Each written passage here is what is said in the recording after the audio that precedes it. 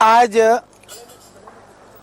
हम आपको बताने वाले हैं एक ऐसे खाद्यान्न के विषय में जो हमारे देश में प्रचुर मात्रा में पाया जाता है।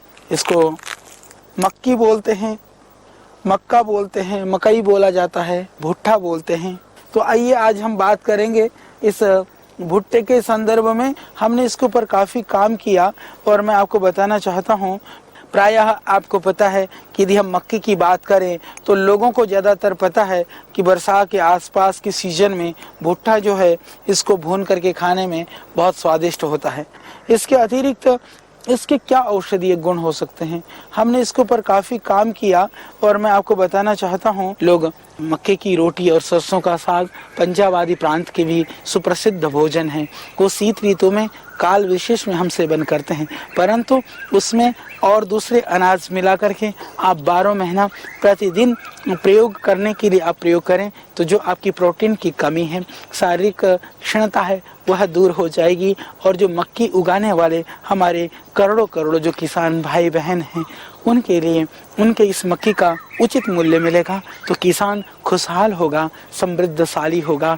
किसान की समृद्धि और आपका स्वास्थ्य दोनों ही लाभकारी होंगे और आप बचेंगे बहुत सारी बीमारियों से, बहुत सारे रोगों से। तो निश्चित रूप से मक्की की रोटी अच्छी लगती है सर्दी में और साग के साथ, परंतु मक्की की रोटी के अतिरिक्त भी गेहूं की रोटी में भी आप मक्के के आटा मिला करके सेवन करें और दूसरे आटे में भी आप मिलाइए, बच्चों को आप खिलाइए।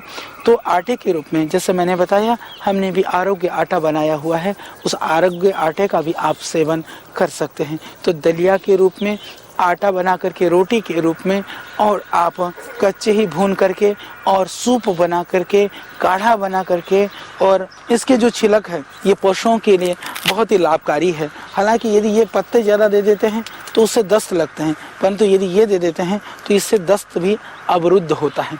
तो जिनको दस्त लगा हुआ है, यदि आदमी के लिए, तो आप इसकी जो डंठल है उसका राख बना करके दे दें तो ये दस्त के लिए भी लाभकारी है।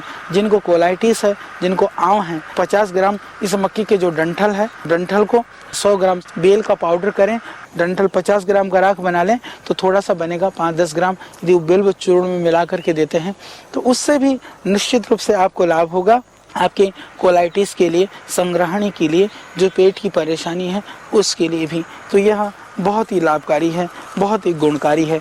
और इसका एक और प्रयोग मैं बताना चाहता हूँ कि मकई जो है आमवात की जो प्रारंभिक स्थिति है उसके लिए बहुत ही लाभकारी है। आपको अर्थराइटिस और दर्द और सूजन की जैसे शुरुआत होती है तो उस समय आपका जो ये मकई है वह लाभ करता है। तो आमवात के प्रारंभ में मकई पथ्य है, बाद में बढ़ने के बाद में जरूर यह लाभ नहीं करता है, नुकसान करता है।